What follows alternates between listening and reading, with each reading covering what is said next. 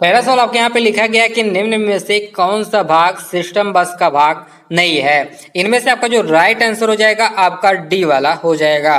तो जो आपका एक्सटर्नल बस है वो आपका सिस्टम बस का एक पार्ट नहीं है। अब यहाँ पे समझेंगे आपका बस किसे कहा जाता है, बस को कितने भागों में बांटा गया है, इनके बारे में विस्तार से चर्चा कर लेते हैं। चलिए शुरू करते हैं। सबसे पहले आपका हेडिंग पे आपका लिखा गया आपका कंप्यूटर बस लिखा गया है। इसमें आपका लिखा गया है कि मदरबोर्ड पे बने सुचालक तारों का समूह जो कंप्यूटर डाटा तथा संकेतों को कंप्यूटर सिस्टम के भीतर एक स्थान से दूसरे स्थान तक ले जाता है वो क्या कहलाता है, आपका कंप्यूटर बस कहलाता है। अब यहाँ पे जो आपका सीपीयू होता है, सीपीयू तथा कंप्यूटर सिस्टम के अन्य हार्डवेयर और पेरिफेरल डिवाइस के बीच निर्देशों तथा सूचनाओं का आदान प्रदान भी आपके कंप्यूटर बस के मार्ग से ही किया जाता है। अब यहाँ पे जो आपका कंप्यूटर बस होता है इसको दो भागों में बांटा जा सकता है। पहला जो आपका भाग होता है आपका इंटरनल बस होता है। यहाँ पे ध्यान दीजिएगा, इंटरनल बस को एक नाम से और जानते हैं जिसे क्या कहा जाता है, सिस्टम बस कहा जाता है। तो इंटरनल बस में आपका लिखा गया है कि मदरबोर्ड पे लगे उपकरणों के बीच डाटा तथा संकेतों का आदान प्रदान इंटरनल या सिस्टम बस के द्वारा ही किया जाता है। इसमें जो आपका होता है डाटा हस्तांतरण की जो गति होती है वो काफी तीव्र होती है। अब यहाँ पे जो आपका सिस्टम बस होता है यानी आपका जो इंटरनल बस होता है इसको तीन भागों में बांटा जा सकता है। पहला जो आपका भाग होता है डाटा बस होता है, दूसरा जो आपका भाग होता है एड्रेस बस होता है, तीसरा जो आपका भाग होता है आपका कंट्रोल बस होता है। तो इंटरनल बस में इतने सारे पॉइंट को ध्यान दीजिएगा। अब यहाँ पे चर्चा करते हैं आपके एक्सटर्नल बस के बारे में। तो यहाँ पे ध्यान दीजिएगा, इसको एक्सपेंशन बस के नाम से भी जाना जाता है। तो इसमें लिखा गया है कि एक्सटर्नल या एक्सपेंशन बस कंप्यूटर पेरिफेरल डिवाइस जैसे आपके keyboard, mouse, monitor, printer, hard disk drive, CD drive आदि को मदरबोर्ड के साथ जोड़ता है और उनके बीच आपके डाटा और सूचनाओं का क्या करता है, ट्रांसफर करता है। इसमें जो आपकी डाटा ट्रांसफर करने की जो गति होती है अपेक्षाकृत धीमी होती है। किसके अपेक्षाकृत, आपके इंटरनल या सिस्टम बस के अपेक्षाकृत। तो कंप्यूटर सिस्टम में इतने आपके जो आपके कंप्यूटर बस के बारे में इतने सारे पॉइंट बताए गया है, सभी पॉइंट को आप ध्यान दीजिएगा। अब चलते हैं अगले सवाल पे। दूसरा सवाल आपके यहाँ पे लिखा गया है कि निम्न में से कौन सा बटन मॉडिफायर बटन नहीं है। तो इनमें से आपका जो राइट आंसर हो जाएगा आपका डी वाला हो जाएगा। तो जो आपका स्पेस बार है वो आपका मॉडिफायर बटन नहीं है। अब यहाँ पे स्पेस बार से आपका एक सवाल और बन के आता है कि कीबोर्ड में कौन सा बटन सबसे लंबी बटन होती है। तो आपका राइट आंसर क्या हो जाएगा, आपका स्पेस बार हो जाएगा। अब यहाँ पे समझते हैं कि आपका मॉडिफायर किसे कहा जाता है, यानी मॉडिफायर बटन किसे कहा जाता है, साथ में मॉडिफायर बटन के एग्जाम्पल कौन कौन से हैं। चलिए शुरू करते हैं।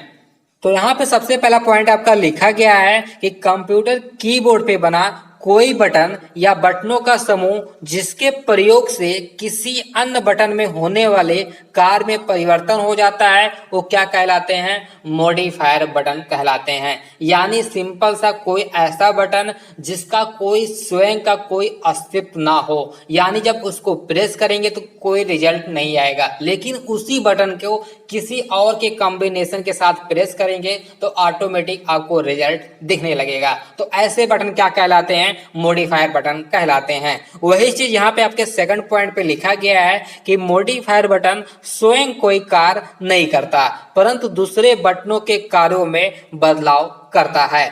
अब यहाँ पे तीसरा पॉइंट आपका डिस्कस करते हैं। तीसरा पॉइंट आपका लिखा गया है कि मॉडिफायर बटन का प्रयोग किसी अन्य बटन के साथ मिलकर किसी विशेष कार्य को संपादित करने के लिए किया जाता है। अब यहाँ पे मॉडिफायर बटन के आपके जो एग्जाम्पल होते हैं, शिफ्ट होता है, अल्ट होता है, कंट्रोल होता है, ये सभी आपके मॉडिफायर बटन हैं। अब यहाँ पे जो अल्ट यहाँ पे डिस्कस किया गया है, अल्ट का फुल फॉर्म पूछा जाता है। तो अल्ट का जो फुल फॉर्म हो जाता है आपका अल्टरनेट हो जाता है। अगला पॉइंट यहाँ पे लिखा गया है कि सुविधा के लिए कीबोर्ड पे शिफ्ट अल्ट कंट्रोल के दो दो बटन बनाए जाते हैं जो मुख्य कीबोर्ड के दोनों छोरों पर स्थित होते हैं। तो मॉडिफायर बटन के बारे में इतने सारे पॉइंट को ध्यान दीजिएगा। अगर आपको वीडियो अच्छा लगा तो वीडियो को जरूर लाइक करिएगा। अब चलते हैं अगले सवाल पे। तीसरा सवाल आपका ये लिखा गया है कि कंट्रोल एल्ट डिलीट बटन को एक साथ प्रयोग किया जाता है। तो इनमें से आपका जो राइट आंसर हो जाएगा आपका ए वाला हो जाएगा। तो कंप्यूटर को रीसेट करने के लिए कंट्रोल एल्ट और डिलीट बटन को एक साथ जब प्रेस करेंगे तो कंप्यूटर आपका रीसेट पोजीशन पे आ जाता है। अभी हम लोग यहाँ पे डिस्कस किए थे कंट्रोल और एल्ट क्या है, आपके मॉडिफायर बटन है और आपके कीबोर्ड पे दो दो आपके कंट्रोल और एल्ट बटन पाए जाते हैं। अब यहाँ पे दूसरा पॉइंट मैं आपको ये बताया था कि एल्ट का फुल फॉर्म क्या हो जाता है, तो इसका जो फुल फॉर्म हो जाता है आपका अल्टरनेट हो जाता है। तो इतने सारे पॉइंट को ध्यान दीजिएगा। अब चलते हैं अगले सवाल पे। चौथा सवाल आपका ये लिखा गया है कि निम्न में से माउस का आविष्कार किसने किया था। तो इनमें से आपका जो राइट आंसर हो जाएगा आपका सी वाला हो जाएगा। तो माउस का आविष्कार डॉक्टर डगलस इंजलबर्ट के द्वारा किया गया था। अब यहाँ पे बाकी के ऑप्शन पे गौर करें तो आपको जरूर सब कुछ याद आ रहा होगा अगर आप हमारे पहले की वीडियो को देखे होंगे। पहला पॉइंट यहाँ पे चर्चा करते हैं, जो आपका पहला ऑप्शन है ब्लेज पास्कल। तो ब्लेज पास्कल के बारे में बताया था कि ब्लेज पास्कल ने 1642 ईस्वी में प्रथम यांत्रिक गणना मशीन का आविष्कार किया था। यह जो मशीन थी यह केवल जोड़ सकती थी या तो घटा सकती थी, इसलिए इस मशीन को एडिंग मशीन के नाम से भी जाना जाता है। अब बात करते हैं चार्ल्स बेबेज के बारे में। तो चार्ल्स बेबेज के बारे में 3 पॉइंट बताया था। पहला पॉइंट मैं आपको ये बताया था कि 1822 ईस्वी में डिफरेंस इंजन का आविष्कार किया गया था, जो कि केवल भाप से चलता था। उसके बाद 1842 ईस्वी में चार्ल्स बेबेज ने एक स्वचालित मशीन एनालिटिकल इंजन बनाया था। तीसरा पॉइंट मैं आपको ये बताया था कि फादर ऑफ मॉडर्न कंप्यूटर किसे कहा जाता है, चार्ल्स बेबेज को कहा जाता है। यानी आपके आधुनिक कंप्यूटर विज्ञान के जनक किसे कहा जाता है, चार्ल्स बेबेज को बोला जाता है। अब यहाँ पे जो आपका चौथा ऑप्शन है डी वाला लेडी एडा अगास्ता के बारे में। तो लेडी एडा अगास्ता के बारे में 2 पॉइंट बार बार बताया था। पहला पॉइंट आपको ये बताया था कि दुनिया का प्रथम प्रोग्रामर किसे कहा जाता है, तो लेडी एडा अगास्ता को कहा जाता है। दूसरा पॉइंट मैं आपको ये बताया था कि 2 अंकों की संख्या प्रणाली यानी आपके जो बाइनरी प्रणाली है उसका आविष्कार किसने किए थे, तो आपके लेडी एडा अगास्ता ने किए थे। अब यहाँ पे बात हुआ आपके माउस के बारे में। तो माउस के बारे में विस्तार से चर्चा कर लेते हैं, साथ में माउस से रिलेटेड जितने भी सवाल बने थे उनको भी पॉइंट वाइज यहाँ पे डिस्कस कर लेते हैं। चलिए शुरू करते हैं। तो माउस, सबसे पहला सवाल आपका ए बन के आता है कि माउस आपका किस प्रकार का डिवाइस है। तो आपका राइट आंसर हो जाएगा यह एक इनपुट डिवाइस है। दूसरा सवाल आपका ए बन के आता है कि माउस को और किस नाम से जाना जाता है। तो वही चीज यहाँ पे लिखा गया है कि इसे पॉइंटिंग डिवाइस भी कहा जाता है। अगला पॉइंट आपका लिखा गया है, जो आपका सवाल बन के आता है कि माउस का आविष्कार किसने किया था, जैसा कि आपका सवाल बन के आया था। तो माउस का आविष्कार डॉक्टर डगलस इंजलबर्ट ने 1964 में किए थे। अगला पॉइंट आपका लिखा गया है कि माउस को कंप्यूटर मदरबोर्ड पे बने PS2 पोर्ट या USB पोर्ट से जोड़ा जाता है। पहले आपका क्या होता था, आपका USB नहीं होता था, तो उस जमाने में आपके PS2 पोर्ट होते थे। PS2 पोर्ट आपके गोल आकार का 6 पिन का एक पोर्ट होता है, उसी में आपके माउस या कीबोर्ड को जोड़ा जाता है। अब यहाँ पे ध्यान दीजिएगा कि माउस के लिए हरे रंग के PS2 पोर्ट का प्रयोग होता था, जबकि कीबोर्ड के लिए बैंगनी रंग के PS2 पोर्ट का प्रयोग होता था। अब यहाँ पे बात करेंगे PS2 यानी आज का PS का फुल फॉर्म पूछा जाता है। तो PS का जो फुल फॉर्म हो जाएगा आपका प्लग स्टेशन, इसका फुल फॉर्म हो जाएगा। अब यहाँ पे बात हुआ आपका USB का। तो USB का बहुत बार फुल फॉर्म पूछा जाता है, तो इसका जो फुल फॉर्म हो जाएगा यूनिवर्सल सीरियल बस, इसका फुल फॉर्म हो जाएगा। अगला पॉइंट यहाँ पे लिखा गया है कि माउस के 3 बटन हो सकते हैं, एक लेफ्ट बटन, राइट बटन और आपके सेंटर बटन। तो यहाँ पे जो आपका सेंटर वाला बटन होता है इसे स्क्रॉल बटन भी कहा जाता है। एक सवाल माउस से आपका ए बनता है कि क्या माउस के लेफ्ट बटन को राइट और राइट बटन को लेफ्ट बनाया जा सकता है। तो आपका आंसर क्या हो जाएगा, आपका ट्रू हो जाएगा। हाँ, ऐसा सेटिंग के द्वारा चेंज किया जा सकता है। तो माउस के बारे में इतने सारे पॉइंट को ध्यान दीजिएगा। अगर आपको वीडियो अच्छा लगा तो वीडियो को लाइक जरूर करिएगा। अब चलते हैं अगले सवाल पे। पांचवा सवाल आपका लिखा गया है कि माइकर में कुल कितने कैरेक्टर का प्रयोग किया जाता है। तो इनमें से आपका जो राइट आंसर हो जाएगा आपका सी वाला हो जाएगा। तो माइकर में कुल 14 कैरेक्टर का प्रयोग किया जाता है। इससे पहले समझते हैं कि आपके माइकर का फुल फॉर्म क्या होता है। तो माइकर का जो फुल फॉर्म हो जाता है मैग्नेटिक इंक कैरेक्टर रिकॉग्निशन, इसका फुल फॉर्म हो जाता है। अब माइकर का प्रयोग अधिकतर कहाँ किया जाता है? बैंकों द्वारा चेक या ड्राफ्ट को जारी करने के लिए आपके माइकर का प्रयोग किया जाता है। इससे क्या होता है, आपके कम समय और बड़ी मात्रा में चेक और ड्राफ्ट का भुगतान हो जाता है और नकल रोकने में भी आपकी मदद मिलती है। अब जो आपका माइकर कोड होता है, माइकर कोड में टोटल आपके 14 कैरेक्टर के प्रयोग होते हैं। अब 14 कैरेक्टर में 0 से 9 तक आपके संख्या का प्रयोग होता है और 4 चिन्हों का प्रयोग होता है। तो 0 से 9 तक आपके टोटल कितने अंक हो गए? 10 अंक हो गए। और ये जो आपके 4 अक्षर होते हैं यानी आपके जो 4 चिन्ह होते हैं, टोटल मिला के आपके 14 कैरेक्टर हो जाते हैं। तो माइकर के बारे में इतने सारे पॉइंट को ध्यान दीजिएगा। अब चलते हैं अगले सवाल पे। छठवां सवाल आपका लिखा गया है कि निम्नलिखित में से किसका प्रयोग वस्तुनिष्ठ उत्तर पुस्तिकाओं को जांचने के लिए प्रयोग किया जाता है। तो इनमें से आपका जो राइट आंसर हो जाएगा आपका बी वाला हो जाएगा। तो OMR का प्रयोग मल्टीपल चॉइस क्वेश्चंस को जांचने के लिए प्रयोग किया जाता है। तो दूसरा पॉइंट आप ये ध्यान दीजिएगा, OMR का फुल फॉर्म पूछा जाता है। इसका जो फुल फॉर्म हो जाएगा आपका ऑप्टिकल मार्क रीडर, इसका फुल फॉर्म हो जाएगा। तो OMR में ये 2 पॉइंट को ध्यान दीजिएगा। अब चलते हैं अगले सवाल पे। 7वां सवाल आपका लिखा गया है कि निम्न में से बार कोड का आविष्कार किसने किया था। तो इनमें से आपका जो राइट आंसर हो जाएगा आपका डी वाला हो जाएगा। तो बार कोड का आविष्कार 1940 में जोसेफ वुडलैंड और बर्नार्ड सिल्वर ने मिलके बार कोड का आविष्कार किए थे। दूसरा पॉइंट आप ये ध्यान दीजिएगा, अगर सवाल आपका ए बन के आता है कि बार कोड को प्रचारित करने का श्रेय किसे माना जाता है, तो आपका राइट आंसर हो जाएगा एलन हैबरमैन हो जाएगा। तो बार कोड को प्रचारित करने का श्रेय एलन हैबरमैन को जाता है। तो आप इस पॉइंट को ध्यान दीजिएगा। तीसरा पॉइंट आप ये ध्यान दीजिएगा कि बार कोड किसे कहा जाता है, यहाँ पे समझ लीजिएगा। बार कोड क्या होता है, आपके देखेंगे हर एक प्रोडक्ट पे आपका बार कोड होता है। तो बार कोड विभिन्न चौड़ाइयों के ऊर्ध्वाधर एक काली पट्टी होती है और उनकी चौड़ाइयों और 2 पट्टियों के बीच के दूरी के हिसाब से उसमें सूचनाएं डाली जाती हैं। इन सूचनाओं को बार कोड रीडर की सहायता से कंप्यूटर में डालकर उत्पाद, वस्तु के प्रकार आदि का पता लगाया जा सकता है।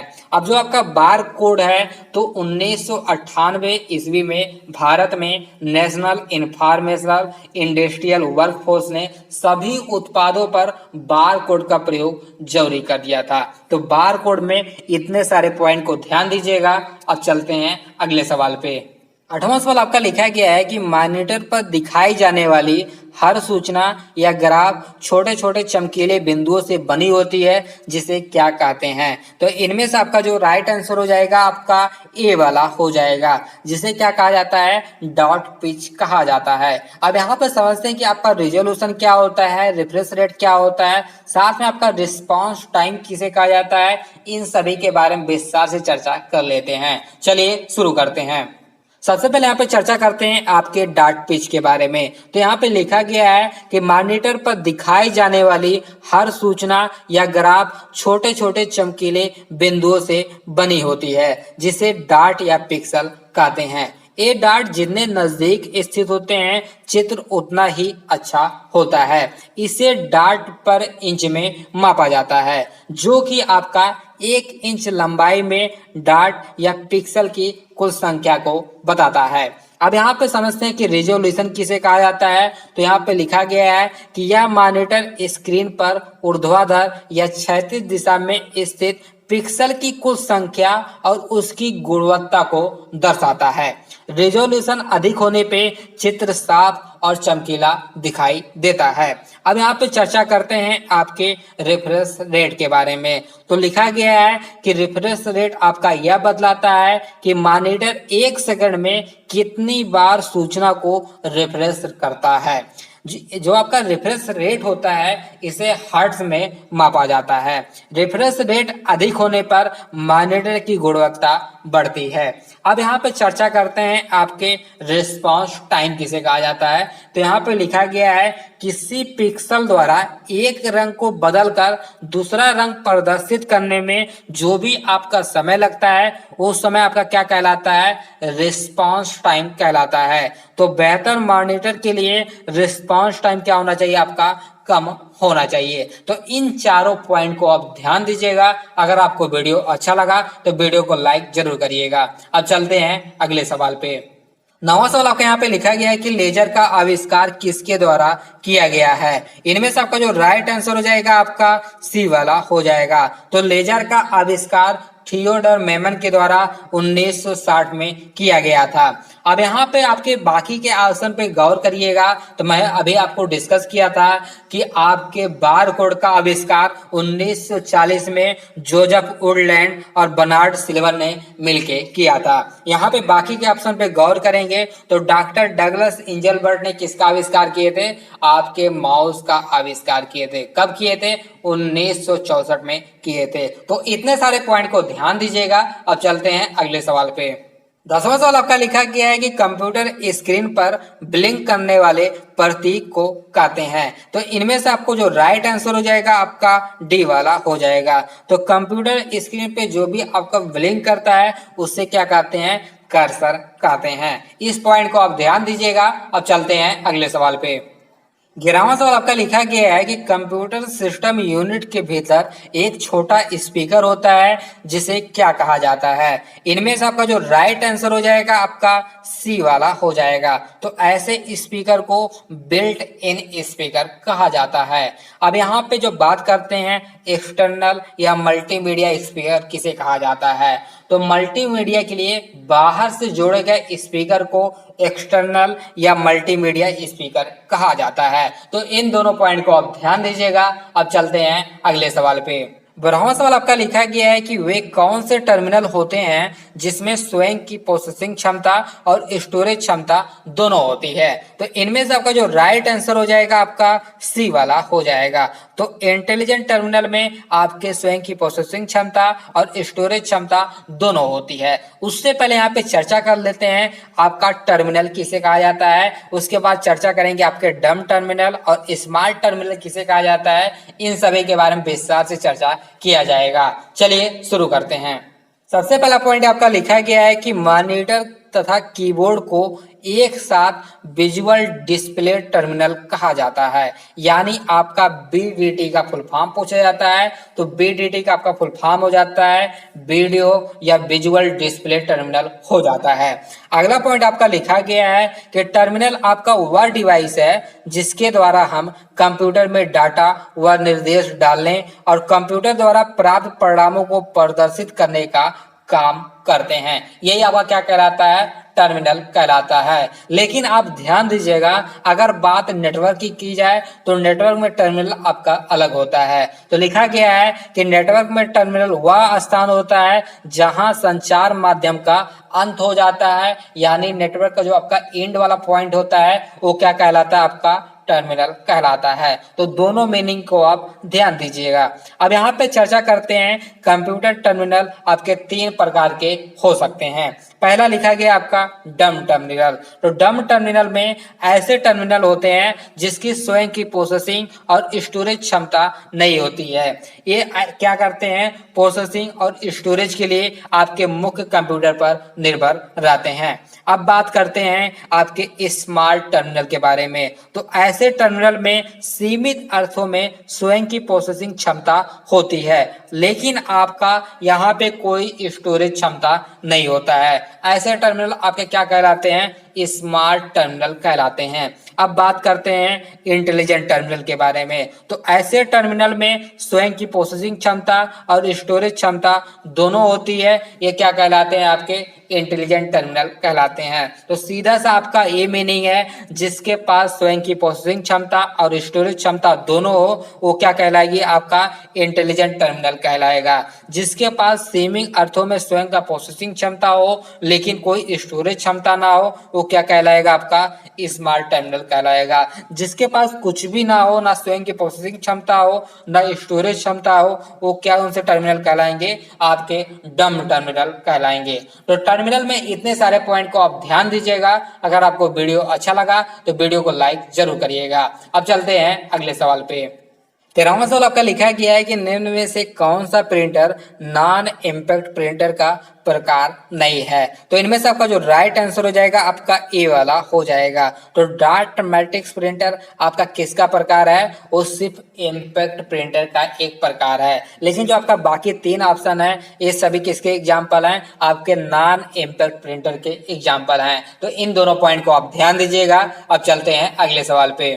14वां सवाल आपका लिखा गया है कि निम्नलिखित में से किस समूह में केवल इनपुट डिवाइस है। तो इनमें से आपका जो राइट आंसर हो जाएगा आपका डी वाला हो जाएगा। तो इसमें जो आपका माउस है, कीबोर्ड है और आपका स्कैनर है, ये सभी क्या है, आपके इनपुट डिवाइस हैं। इस पॉइंट को आप ध्यान दीजिएगा। अब चलते हैं अगले सवाल पे।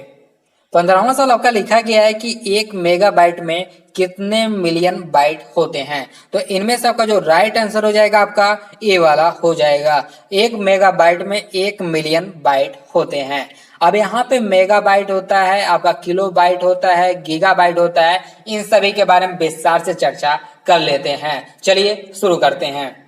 सबसे पहला पॉइंट आप ये ध्यान दीजिएगा, एक निबल होता है। एक निबल आपके 4 बिट के बराबर में होता है। उसके बाद आता है आपका एक बाइट। एक बाइट आपके 8 बिट या 2 निबल के बराबर में होता है। उसके बाद आता है आपका एक किलोबाइट। एक किलोबाइट में होता है आपका 1024 बाइट। उसके बाद आता है आपका एक मेगाबाइट। एक मेगाबाइट बराबर 1024 किलोबाइट होता है और आपके 1 मिलियन बाइट होते हैं, जैसा कि आपका सवाल में आया था। उसके बाद होता है आपका गीगाबाइट। तो 1 गीगाबाइट बराबर 1024 मेगाबाइट होता है। तो यहाँ पे काट कर आप इसको मेगाबाइट कर लीजिएगा। उसके बाद आता है आपका टेराबाइट। तो 1 टेराबाइट बराबर होता है 1024 गीगाबाइट होता है। उसके बाद आता है आपका पेटाबाइट। तो 1 पेटाबाइट बराबर होता है 1024 टेराबाइट होता है।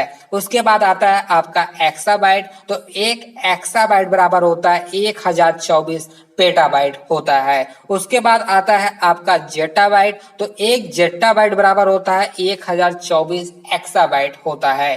तो एक उसके बाद आता है आपका एक एट्टोबाइट। तो 1 एट्टोबाइट बराबर होता है आपका 1024 जेट्टोबाइट होता है। तो इन सभी के बारे में आप विस्तार से समझ लीजिएगा।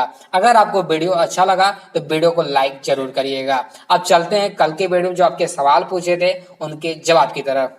कल का सवाल आपका ये था कि यदि किसी पर्सनल कंप्यूटर को कुछ समय या दिन के बाद ऑन किया जाए तो भी वह वर्तमान का सही समय और दिन बताता है। ऐसी सूचनाएं किस मेमोरी में स्टोर की जाती हैं। तो इनमें से आपका जो राइट आंसर हो जाएगा आपका सी वाला हो जाएगा। तो ऐसी सूचनाएं सीमॉस मेमोरी में स्टोर किया जाता है। दूसरा पॉइंट मैं आपको ये बताया था कि सीमॉस का फुल फॉर्म क्या होता है। तो इसका फुल फॉर्म हो जाता है आपका complementary metal oxide semiconductor chip, इसका फुल फॉर्म हो जाता है। अब चलते हैं आज के सवाल की तरफ।